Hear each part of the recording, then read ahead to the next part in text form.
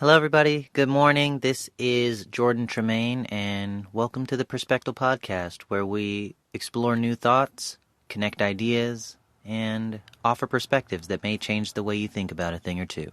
And today, we're talking about defining perfect. So, when I was in elementary school, I believe, I obviously took classes because I was in elementary school, and I can't remember which grade it was, but in one of the classes that I was in, there was a sign on the wall, and like teachers in like elementary school, I think they put a lot of effort into like being encouraging and showing things on the walls as like mantras and virtues and all of these like kind of lift you up, make you believe in a bigger self kind of thing. And there's this one really big poster, and it was like skinny, but it was like almost the entire length of the wall. It was above the whiteboard, I think. And it had like a bunch of stars on it, and it had a big moon on it, and it was like a big, like the night sky. And on that poster, it said, "Shoot for the stars, because if you miss, you'll land on the moon."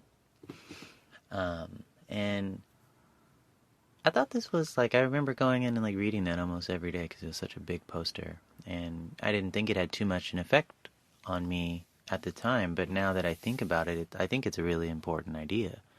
And I think ultimately that's what we're going to talk about today. And I'm sad I don't remember what grade that was, because then I would say, like, thank you to that teacher. Shout out to that person who probably spent their own money on putting that sign up and instilling those kind of ideas in the youth. But anyways, the idea of defining perfect is a lot of shooting for the stars, because if you miss, you'll land on the moon. And I've seen that phrase backwards, shoot for the moon, because if you miss, you'll land amongst the stars. That doesn't really make sense if you know how far away the moon is and how far away the stars are. But I think it's the same sentiment. And in terms of kind of reframing it into using the word perfect or defining perfect, I would say that when you're making plans or seeking understanding, while it may be quite attractive, very attractive, to talk or to think about what is possible and make that your goal, like, what do I think is reasonable? What could I do? Yeah, okay, that's good, okay. Instead of doing that, it can be a lot more useful to, before you start trying to think what you can do in reality, really have a thought experiment or a brainstorming session or a think tank, however you want to put it. And like, what if I had no limits? What if I had all the money in the world? What if I had all the time and I was the smartest person? What would I do if I could do anything? And really just dream up what would be your ideal, what would be the perfect way to accomplish the goal, or what would be the perfect goal to reach if you had all of the resources. And I think this can be very important in dreaming up ideas, and it can be very important in dreaming up goals. And once you have what in my mind is called the definition of perfect, or the definition of utopia, then you take that definition and you kind of look at your real life and your real resources and your real surroundings, and you say, okay, well, this is what I'm trying to get to, even though I'm understanding that I think it's utopia, and what do I have that can help me move in that direction? And I think when you think like that, when you set your goal to this astronomically high thing, it may not be attainable, but it makes your eyes look up at that goal rather than down at reality. And like in the phrase I was saying that was above the whiteboard, you shoot for something higher. And you may not get to that thing that was higher, but since you shot higher, you typically end up higher. And I think this works really well in terms of goals, and I said utopia, so like kind of belief systems, or like how the society you want to live in, or theories. I think any kind of like final product state, I think it plays out very well. I do this often with utopia things, and sometimes I have to like pause and kind of explain to people that I don't really think that this is going to happen or this is what the case is, but I think it's important to first say, okay, there's a current problem or a current issue or current challenge that we're facing as a people or as a nation or a society or a city or something like that.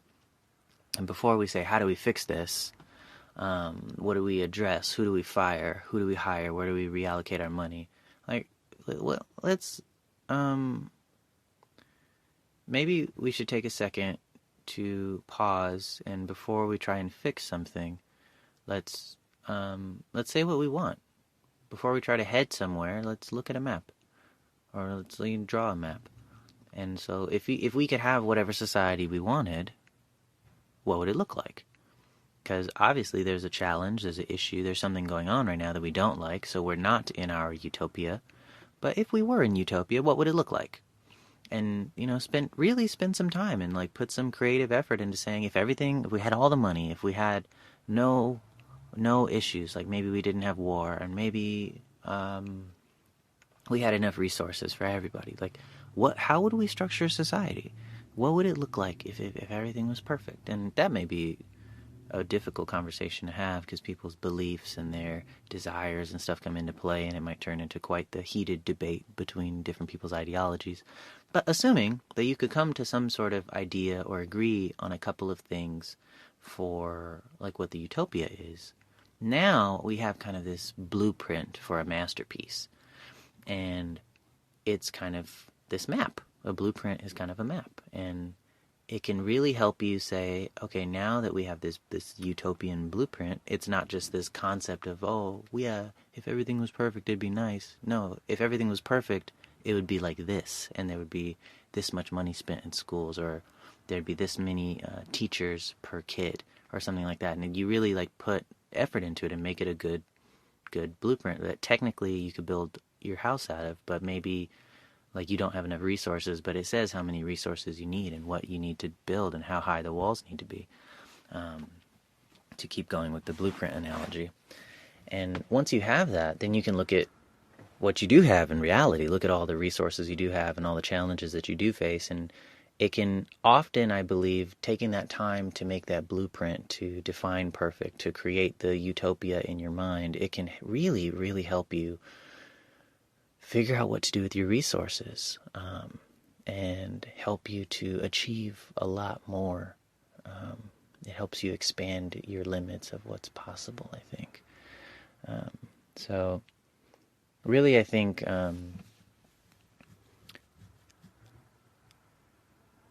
if you start with something practical, like if you're like really like, let's just look at the problem we have. Number one, I think you come at it from a mindset often of problem orientation where you're focused on the problem.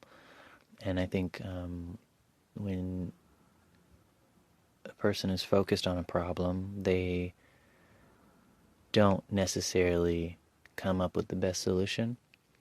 And I think when you start by defining perfect or defining your utopia, that's a much more optimistic practice, and it can often seem like a waste of time, but I think it's coming at something solution-oriented.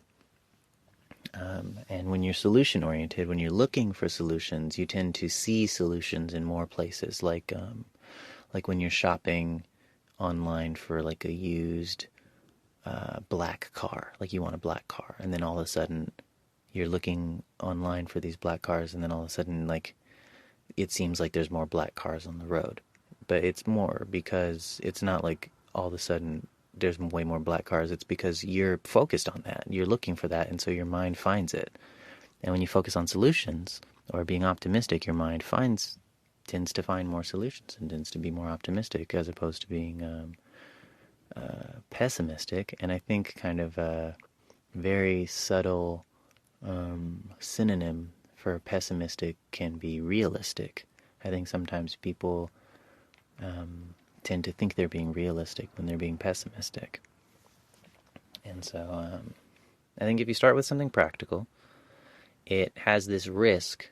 If you design your goals to be practical, then the upper limit of what you can do is limited by your imagination of practicality.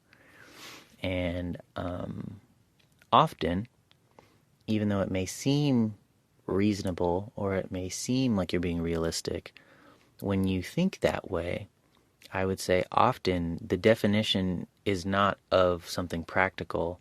It's lower than that.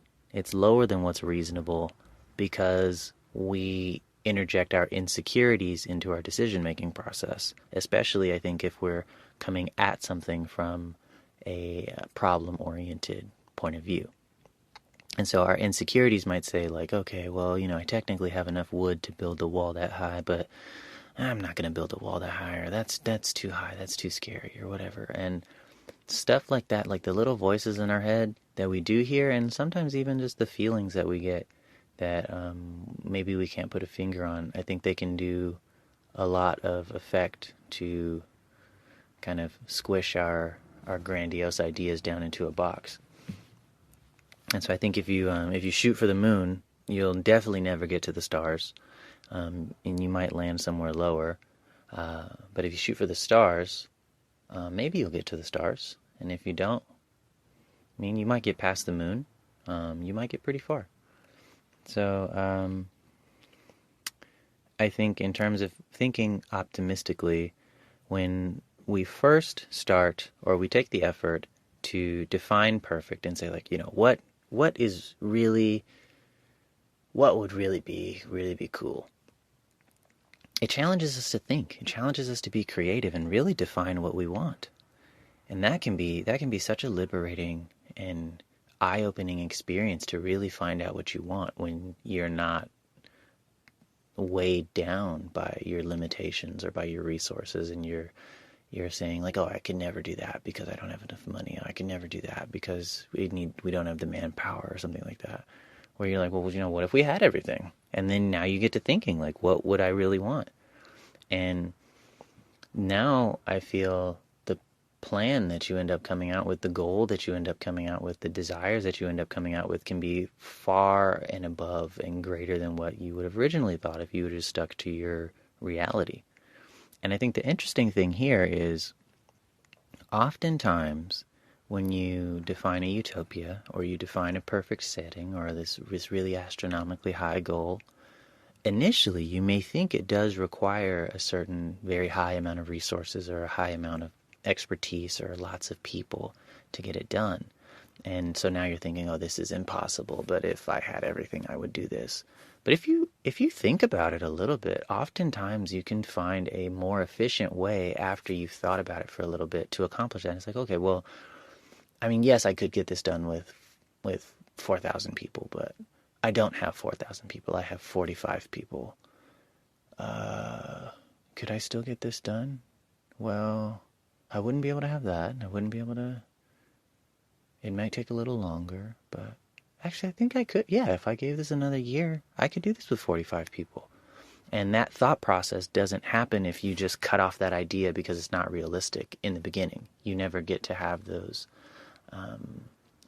thought experiments because you didn't allow that to be within your kind of reach of goal. So defining perfect, I think, I'm a big fan of, and I try to do a lot. I try to think in a solution-oriented way. I try to be optimistic, and I try to like spread the wildfire of optimism and shooting for the stars.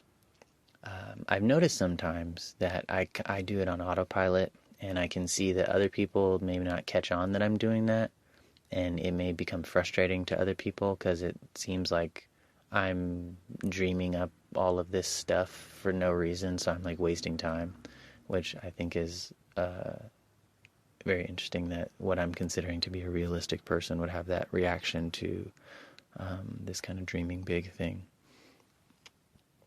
And it can be, I think, important to understand and verbalize and really look at the utility of defining perfect and understand why it can be useful. Because for people that don't understand it, if you're doing that, they can often, I think, try to convince you to do what they think is the best thing, which is think reasonably, which, I mean, that sounds reasonable because it used the word reasonable, so why not? But that can often kind of do this dream-crushing thing if you're not careful. So knowing that, I don't really have an intention of, like, maybe achieving this. I have an intention of, like, really just defining what I want and seeing what's possible. And I may be, like, saying a bunch of really crazy stuff, but that's okay because that's part of dreaming big and having a think tank. Not all the ideas are going to work, but we're going to have ideas, and we're not going to shut out ideas before we look at them. And being able to explain that, I think, can help people be more receptive, even if they're, like, humoring you in a grumpy way, like, fine, I'll let this happen or whatever. But it could, this, like, having this kind of concept in your tool belt, I think can do a lot to help convince people or help to have cooperation when you're trying to have a group of people do this kind of activity. And I think you do it a couple of times and it works out a couple of times. I feel like if you really look at it, in my experience, from the things I've done, it works out almost every time. And if it doesn't, I still feel like you would learn a lot more if you went down this path. I had a conversation earlier today. I've been doing this thing called #Heard, and it's like this community platform online to come and, like, get together around social justice issues and really learn how to talk to each other, understand each other as people, not label each other and dismiss each other and dehumanize each other, but really say, like, this is a person, and they may have some racist ideas, or they may have done this, or they may believe this or that, but I'm not going to write them off as this. I'm going to seek to understand because they sound like they think they're right, so maybe we should talk to them. And also we're trying to do this thing where, like, people come together and create community, and then they're able to share their stories and practice listening and kind of do this whole thing where we seek to learn and seek to understand rather than to judge and label. And I think it's been good. And I'm bringing this up because in terms of defining perfect, this is a very, I think, open-minded, kind of lofty idea. And I think it's been really nice in the #Heard sessions, which, if you're interested in checking them out, they are recorded, and you can find them on my YouTube page, which is, there's a link for it on the website, which is jordantremaine.com. So, I mean, if you're interested in that. But I think what's interesting is when we're giving this space to the community to come and share their stories and listen and not be judged and be able to ask questions that they may get yelled at for asking in other settings. It's like there's this switch in the dynamic where sometimes I feel in social justice issues there can be a lot of polarization, or there can be some high tensions and this kind of pressure to say you're this or you're that. And because you're this, I'm going to treat you this way. And when we have this space where it's like, it doesn't matter what you do, you're still human, and I'm going to remember you're a human, and I'm going to assume that you have something to say. It's amazing how open people are and how optimistic they are and how easy it is to just focus people on, or to be focused as a group on, like, understanding and coming to solutions. And I think it's this idea of being solution-oriented, which can manifest as defining perfect. And defining perfect can, if you abstract it enough, I think, it can have a lot to do with just listening. It's about being open-minded and not limiting yourself and saying, what could possibly be here? And when you're talking about somebody else's perspective, it may not make too much sense to say defining perfect, but, or maybe, yeah, because, like, in terms of a conversation, if I were to have a perfect conversation, I would, in my mind, I would listen to the other person and see what they had to say, and they would listen to me and see what I had to say. We wouldn't cut each other off, and we'd respect each other's thoughts if they were different, and, try to explain and maybe convince a little bit. But They're allowed to have their thoughts, and I'm allowed to have my thoughts. And at the end of the day, hopefully I can learn something from you, or maybe we can come together and build a new idea. And that idea where it's not like I'm right and I'm coming in here to defend my ideas and or convince you that you're wrong. It's like I could be wrong, or you could be wrong, or we could both be wrong, or we could both be right. Because it's not always about being right and wrong. Sometimes it's just about talking. That open, limitless mindset, I think, is the mindset that Defining Perfect is kind of putting you in, where you kind of, it's kind of like an icebreaker exercise for setting your mind. And I like it.